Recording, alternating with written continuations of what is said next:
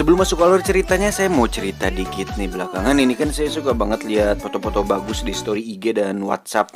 Editannya tuh keren-keren gitu. Kalau dipikir-pikir bakal lama kali ya ngedit video kayak gitu.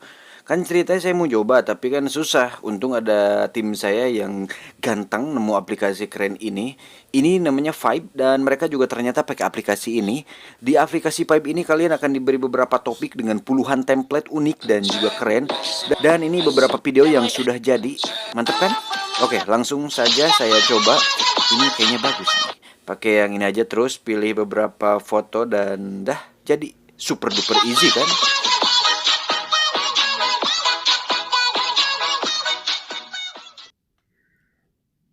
Terus bisa langsung kalian share di sosial media yang kalian suka.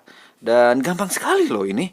Untuk downloadnya bisa kalian download di Play Store atau klik link di deskripsi di bawah ya. Oke, jangan lupa kasih bintang 5 dan beri ulasan positif agar vibe musik video semakin sempurna ke depannya. Buruan pokoknya, jangan banyak rebahan ya. Oke.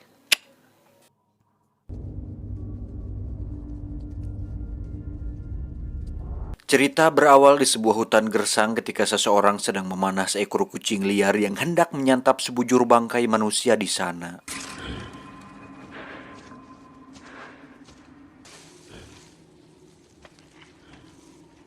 Dia adalah Eli atau satu dari sedikit orang yang berhasil selamat pasca peperangan mahdasyat yang konon telah membinasakan hampir seluruh penghuni di dunia. Semenjak kejadian tersebut, Eli kemudian pergi mengembara, menggayuh langkah mengarungi padang kering di bawah terik sinar matahari. Selama puluhan tahun bermusyafir, tak jarang dia melewati reruntuhan kota mati yang menyiratkan gambaran kehidupan di masa lalu. Tiba di sebuah bangunan bekas restoran, Eli kemudian memasukinya dan berharap menemui seseorang di sana. Tetapi kondisi yang ada sungguh sangat menyedihkan, di mana debu dan karat telah menyelimuti hampir setiap properti di dalamnya. Sehingga jangankan makanan, saat itu untuk air saja pun sudah sangat susah untuk didapatkan. Alih-alih sosok yang diduga pemilik restoran tersebut ditemukan telah mati tergantung dengan kondisi jasad mengering. Kemudian di saat malam tiba, Eli masih di sana untuk sedikit menghalau sengatan panas seharian sembari menikmati daging hewan yang ditangkapnya tadi siang. Ternyata situasi sulit pada masa itu telah memaksa orang-orang untuk memakan apa saja agar dapat bertahan hidup. Maka tak heran jika di antara mereka memilih untuk memakan daging sesamanya. Wanying. Namun tidak untuk Eli yang bahkan dia rela berbagi rejeki dengan sekelas tikus sekalipun.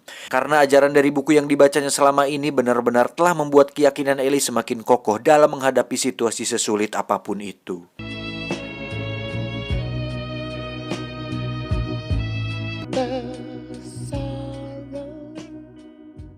Singkat cerita, sang surya kembali menyinari pagi itu. Tiba-tiba Eli merasa terpanggil jiwanya untuk segera melanjutkan petualangan mengikuti jejak matahari menuju arah barat.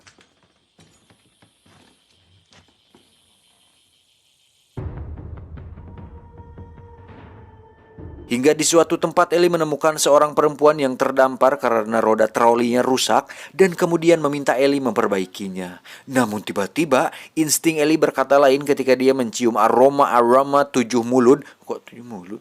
Pertanda keberadaan para perompak di sana. Dan benar saja, beberapa sosok dekil muncul dari balik reruntuhan dan mulai mengancam keselamatan Eli. Mereka adalah perampok sadis yang gagal tenar, sementara perempuan tadi adalah umpan yang sengaja mereka pasang untuk mengelabui setiap mangsanya.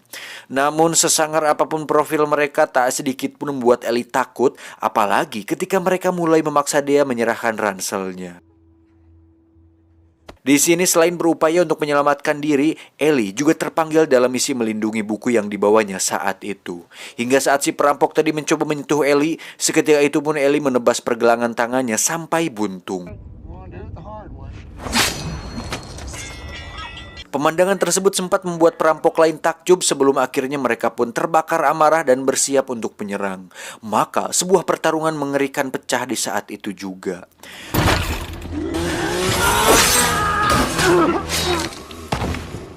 Walau pada kenyataannya mereka semua tak kuasa meladeni kegesitan Eli, bahkan komandan mereka pun akhirnya dibuat tidak walakaya alias modar.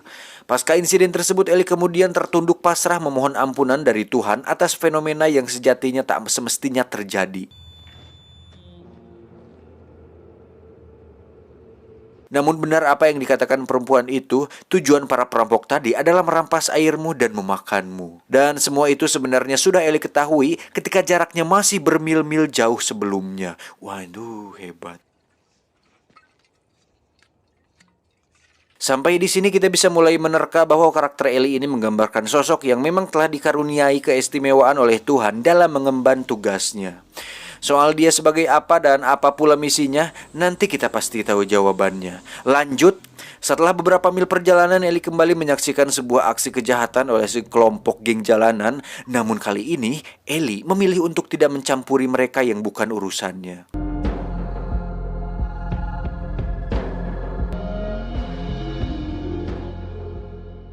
Tak lama setelah itu dia pun tiba di sebuah kota kecil yang mana tingkat keamanan penduduk di sana sangat minim, bahkan tak ada jaminan sama sekali, sehingga seorang bengkel elektro pun langsung menyambut Ellie dengan laras senapan karena rasa ketakutan.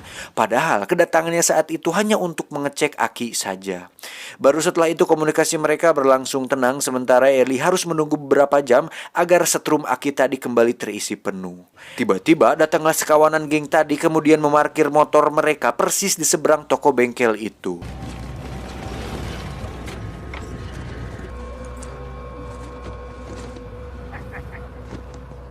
Lalu Sin beralih ke sebuah rumah di mana terdapat seorang tokoh paling berpengaruh di sana yang bernama Carnegie. Saat ini dia sedang mencari-cari sebuah buku yang diyakini akan sangat membantu dalam mengembalikan kekuasaannya setelah sekian lama mengalami kehancuran. Usut punya usut, ternyata para geng jalanan tadi bekerja untuk dia, akan tetapi buku-buku hasil rampasan mereka itu pun tak satu pun berguna baginya karena sejatinya mereka semua adalah buta huruf. Beruntung mereka semua menemukan botol sampo yang kebetulan disukai Carnegie, jadi mereka setidaknya masih punya kesempatan minum-minum gratis di bar miliknya.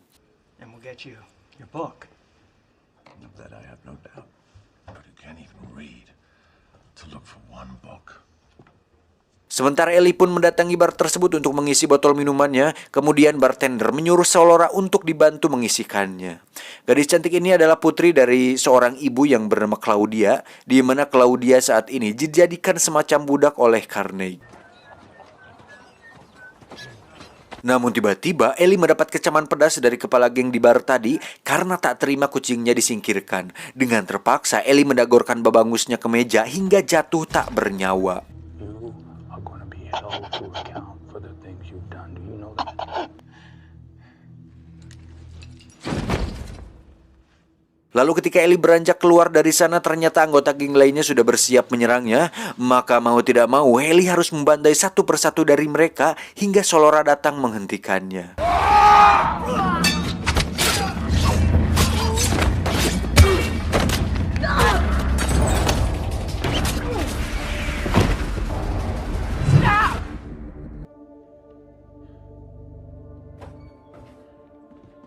Singkat cerita, Ellie dibawa menghadap Carnegie untuk kemudian dibujuknya agar bersedia membantu dalam mewujudkan ambisi kekuasaannya itu.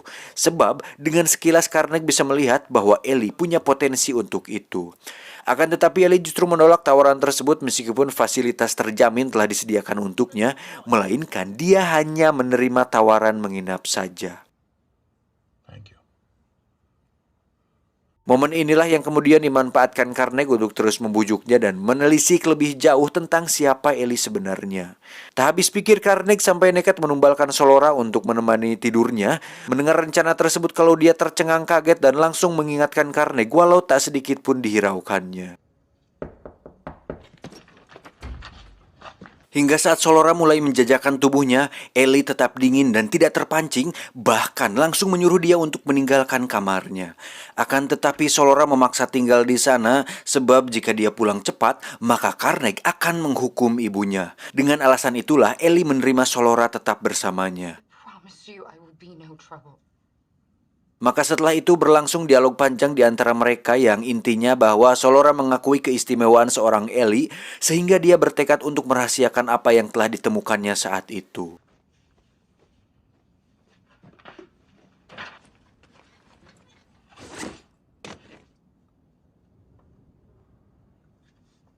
Saat pagi tiba, Solora langsung ditanyai oleh Carnaik tentang apa yang dihasilkannya semalam, dan dia benar-benar menutupi hal itu darinya.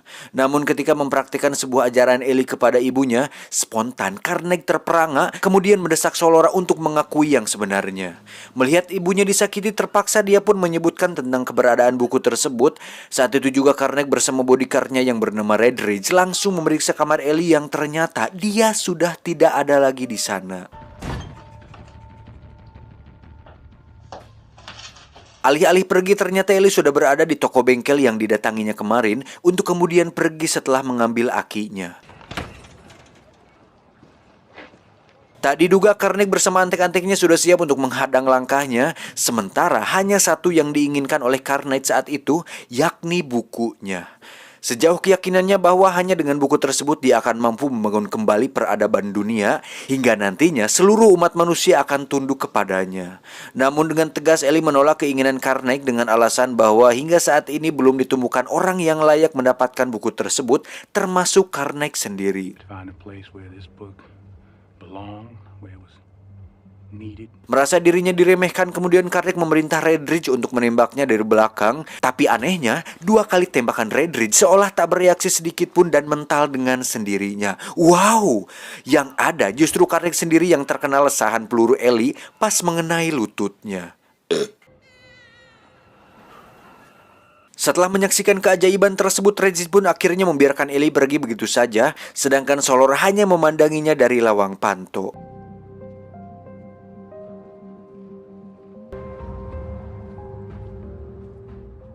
Ellie kembali meluruskan langkahnya menuju suatu tempat di ufuk barat, di mana dia telah ditunjukkan untuk membawa buku tersebut ke sana. Tiba-tiba Solora datang menyusul karena Claudia ibunya telah meyakinkan dia bahwa akan aman jika bersama Ellie. Lantas kemudian membawa Ellie menuju sebuah mata air di dalam goa, dan hingga saat itu Ellie tidak serta-merta menerima kehadiran Solora bersamanya, sehingga dia memutuskan untuk meninggalkannya di dalam goa tersebut. Goodbye, Solara. It's nice knowing you. I mean that. Di sisi lain, Carnaik masih sangat berambisi untuk dapat merebut buku itu dari tangan Ellie. Berbeda halnya dengan Redridge yang justru tak tertarik sama sekali untuk itu, kecuali Solora dijadikan sebagai imbalannya. Then I want Solara. Singkat cerita, mereka akhirnya sepakat kemudian bergegas pergi untuk mengejar Ellie. Selanjutnya cerita berfokus kepada Solora setelah dia berhasil keluar dari dalam gua tadi dan kemudian melanjutkan langkahnya seorang diri. Perjalanan telah membawanya ke suatu tempat persis yang sempat dilalui Ellie tadi di awal. Tiba di sana, Solora langsung menghampiri perempuan itu untuk menolongnya. Anna, here, let me just no, really, please. I'm fine. Really. Tak lama muncullah sekawanan rampok lainnya dan langsung menyeret Solora ke sebuah got raksasa, di mana mereka terus mencengkeramnya hingga tak berdaya. Hingga saat mau menyetubuhi Solora, tiba-tiba sebilah panah nancap tepat mengenai padun si perampok itu dan memanggang leher yang lainnya. Lagi-lagi Ellie mampu membaca situasi buruk yang dialami Solora dan memilih untuk melindunginya. Perjalanan kembali berlanjut sementara Solora terharu karena merasa sangat beruntung setelah diterima menyertai perjalanan Ellie saat ini. Dan tak berselang lama sejak kepergian mereka, Carnage beserta armadanya pun tiba di sana. Sejenak mereka berpikir betapa dilindunginya Ellie sejauh ini, padahal dia hanyalah seorang manusia biasa. Dan baru mereka sadari juga bahwa ternyata Solora telah berada di pihaknya saat ini. Hal itu cukup memancing kekesalan Redridge, namun hari yang sudah mulai gelap memaksa pengejaran mereka ditunda sampai besok pagi. We'll make up the ground tomorrow. We'll have him before morning's out. Singkat cerita, malam pun tiba, di mana Ellie mulai mengkisahkan perjalanannya bersama buku itu dan mengutip salah satu ayatnya di hadapan Solora. Saat itu Solora pun mulai meyakinkan bahwa Ellie adalah satu-satunya orang yang dipercaya Tuhan untuk menjaga ketuhanan salinan firman-Nya, di mana hanya buku itu yang tersisa setelah semuanya dimustahkan dari muka bumi. Dan selama ini Ellie senantiasa dituntun bahkan dilindungi Tuhan untuk membawanya ke barat, yakni tempat di mana buku tersebut akan aman berada di sana. Go to bed. We got an early start in the morning.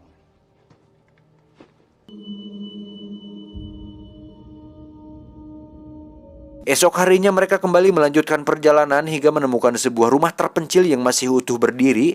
Dan di saat mencoba memasuki rumah tersebut, ternyata daun pintunya merupakan pemicu sebuah jebakan. Beruntung sang pemilik rumah yang baik hati mengajak mereka masuk untuk minum. Dan motor si Bagong Dan selang beberapa saat kemudian, si kakek menunjukkan beberapa kuburan manusia yang telah mencoba mengganggu keamanan rumahnya.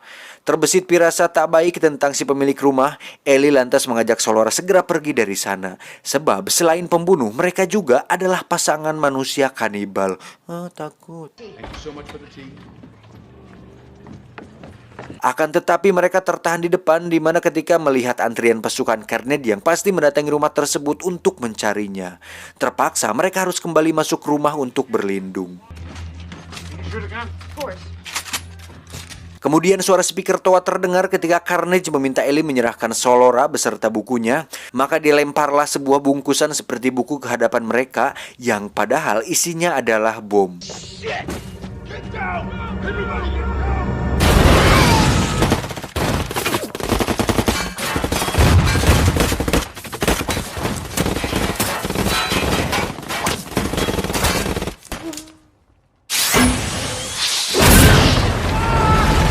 Setelah beberapa menit pertempuran di sana berlangsung sengit, akibatnya kedua pemilik rumah tadi tewas di tempat itu juga.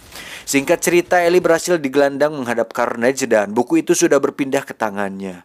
Tak cukup puas dengan itu, dia lantas menembak Ellie di hadapan mata Solora, sekaligus menegaskan kepada mereka yang lain bahwa Ellie hanya manusia biasa yang tidak punya kekuatan apapun. Bahkan Tuhannya sendiri pun tak bisa melindunginya saat ini. Dengan penuh ingkar, Carnage terus mengejek Ellie yang sudah tak berdaya, lalu membawa pergi Solora dan bukunya. Redstreet cukup bangga dengan keberhasilannya sejauh ini, namun di balik itu semua dia tidak menyadari bahwa Solora sudah berhijrah total dan siap mengikuti ajaran Ellie sepenuhnya.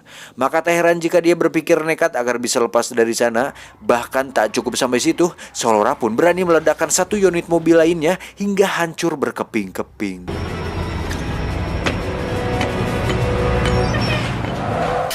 Sekijro.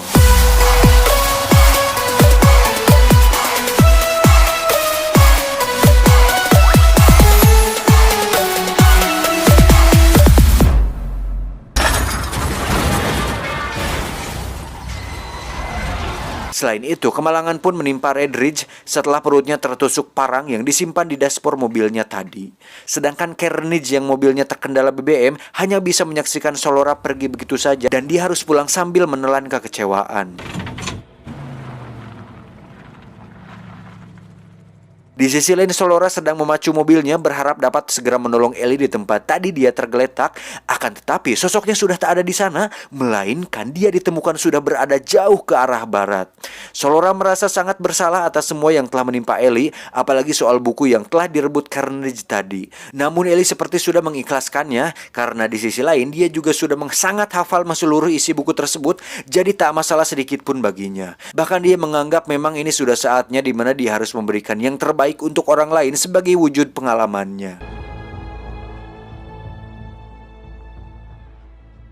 Setelah menempuh perjalanan sangat jauh, tibalah mereka di suatu tempat di mana Ellie harus mengakhiri pengembaraannya sekaligus melabuhkan tugasnya di sana. Tepatnya di atas pulau kecil, seseorang menyambut Ellie dan Solora dengan baik. Kemudian mereka diperlihatkan banyak peninggalan sejarah dunia yang telah diamankan di sana, layaknya sebuah museum.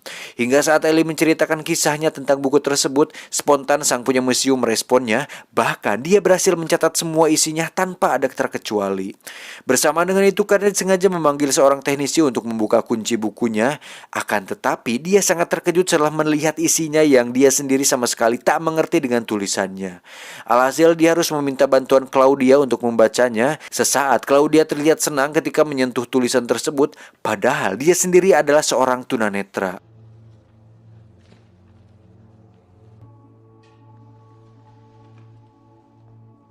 Tetapi setelah mencium rencana buruk dari perkataan Carnage, spontan Claudia pun menolak permintaannya tersebut, lantas meninggalkannya.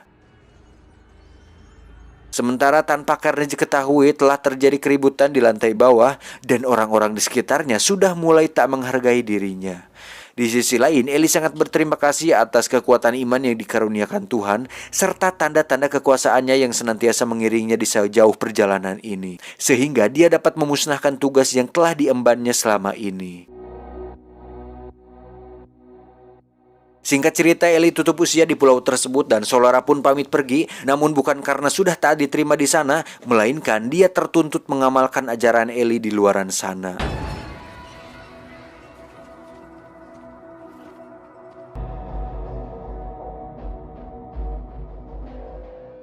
tamat, ending yang mengselorakkan.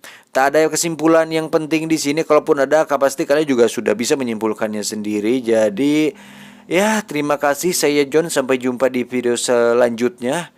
Adios. Jakun burung unta.